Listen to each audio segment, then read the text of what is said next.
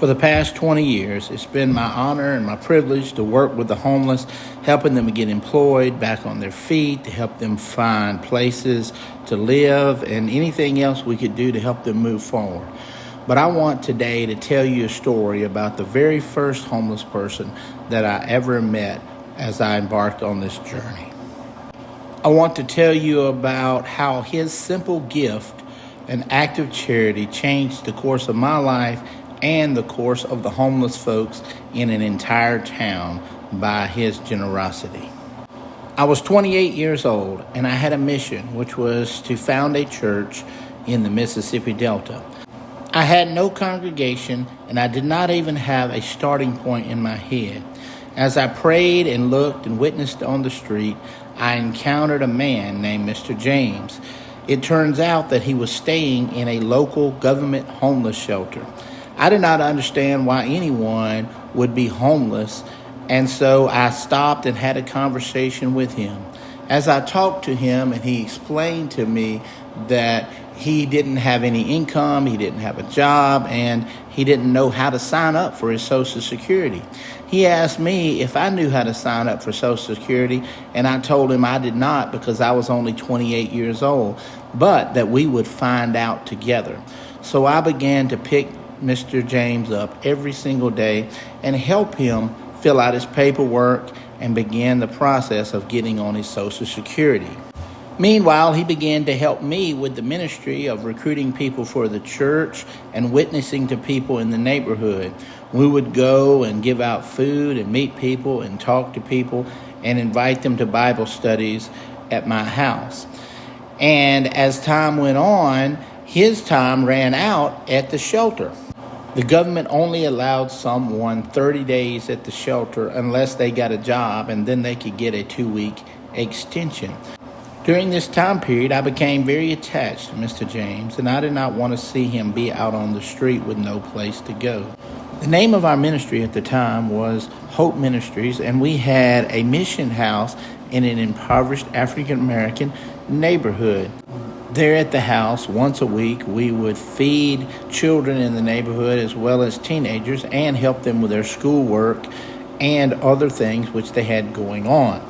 I discussed it with our ministry team, and we agreed to allow Mr. James to move into the house so he could watch it during the week and so that he could be there if anyone came by.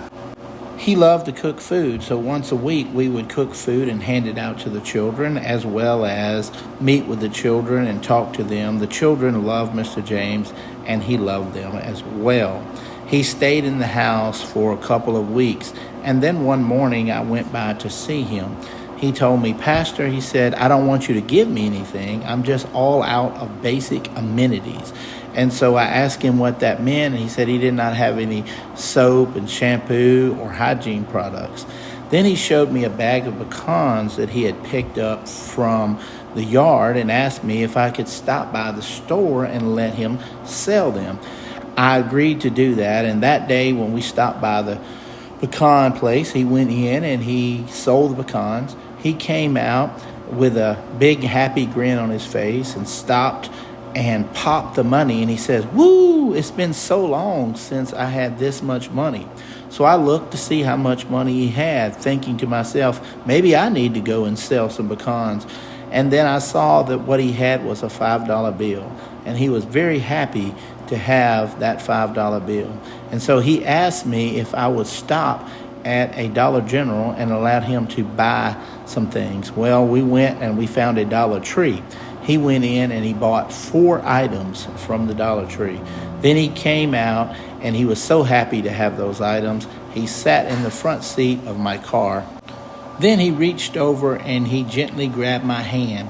He pulled it to himself and he placed in the palm of my hand 2 quarters. And I asked him, I said, "James, what is that for?" He gave me the strangest look as he stared at me, and then he says, "I can't believe you're a pastor and you don't know what that is." And I said, "Well, what is it, James?" And he says, "That's tithe." He said, "The Lord blessed me with this, and I'm giving my tithe back to help start this ministry." And in fact, that was the first tithes given to help start and fund that ministry. As time went on, I grew more and more fond of Mr. James. We helped him fill out his Social Security paperwork and waited patiently until he could get it. We took him into our family and he began to help us raise our children and do the ministry together. As time passed, he got his Social Security benefits and got his own apartment. He became a leader in the church and began to help with the ministry in every way. He helped us with mission groups and fundraising and many other things that we were doing as we helped others in the neighborhood. As time passed, we began to start a homeless shelter there in the Delta. We had an old Catholic school and was working to remodel it. The Catholic priest had allowed us to use the shelter building, but it was placed up for sale until such time as a buyer come, we were allowed to use it. One day I was contacted by a person who was the head of a big corporation in Memphis, and they asked me if they could come down and look at our shelter and see what we had going on and see how they might help. We was hoping that they might donate some money because we were trying to get it open and trying to meet fire code and regulations, and we were being given a hard time meeting those things. So they came down and looked at it. I explained to the gentleman that came in that we needed an interconnected fire alarm system, and he said, how much would that cost? I was hoping he would give $300 or $400 to help with that because I knew that he was a person of some means. I explained to him that the fire alarm system would cost $2,500, and he told me that he would be glad to buy that. I was very shocked and happy to hear that. Then he said to me, that is a lot of money to put in a building that you don't own. So I began to explain to him why nobody would buy an old Catholic school and that it would probably be on the market for a long time and that it would still be worth the investment to put that in so that we could have a shelter. I told him that it would be a long time before we could raise up enough money to buy the building, but we were hoping to do that one day.